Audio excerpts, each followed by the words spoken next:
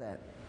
Well, when I first started to work on positive psychology, if you will, the error that I was working on was that psychology for 120 years had only worked on the negative side of life. So I thought, well, it would be eye-opening to work on what makes life worth living. But when I started to work on it, I found that there was a deeper mistake that psychology had made, and that was to think of people as prisoners of the past. And the notion of habit, the notion of childhood experience, all of 19th century great intellects, Freud, Marx, Darwin, were all about being prisoners of the past. But if you think about what you're doing right now, you're prospecting into the future. You're saying to yourself, well, if Dr. Seligman is right, maybe I should be teaching my kids about well-being. You're doing if X, then Y. Well, I think the frontal lobes are not prisoners of the past. They're planning the future. They're constantly going, if X, then Y, and evaluating it. So one of the major things I'm up to these days is, what is if X, then Y about? How can we make kids more imaginative? What's going on in the brain when people do if X, then Y? So part of breaking the chains of being prisoners of the past is to have a serious science and pedagogy of imagination. You know, for 50 years there have been courses on creativity, brainstorming, and I think they amount to virtually zero. And I think it's partly because the question has not been conceived well. So I think the question really is the if X, then Y question. And as far as I know, no one has systematically asked, how do we do if X, then Y? How do we enrich it? How do we make it more concrete? How do we get better at evaluating the possibilities?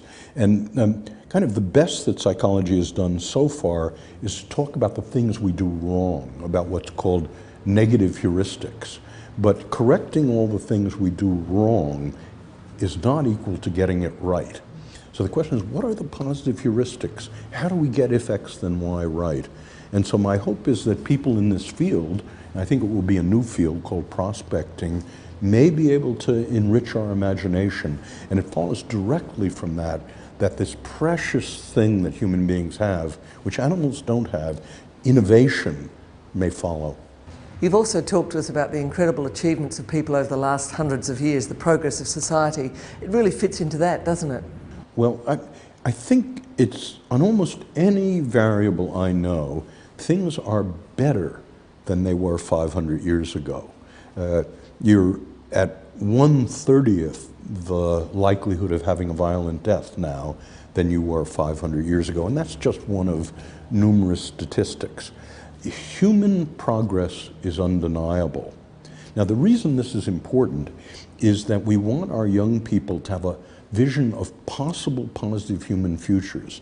And to the extent history is taught as one damn thing after another, and literature is taught as one tragedy after another, we put the scales back on the eyes of our young people. So one of my interests is, can we teach history and literature, have films, have journalism, which opens people's eyes to a positive human future? I don't know if there will be a positive human future. I mean, I do look at economic projections and naysaying, and it really may be true. I have no way of knowing. But if there is to be a positive human future, we have to know how to measure it and how to build it, and we have to have people envision it.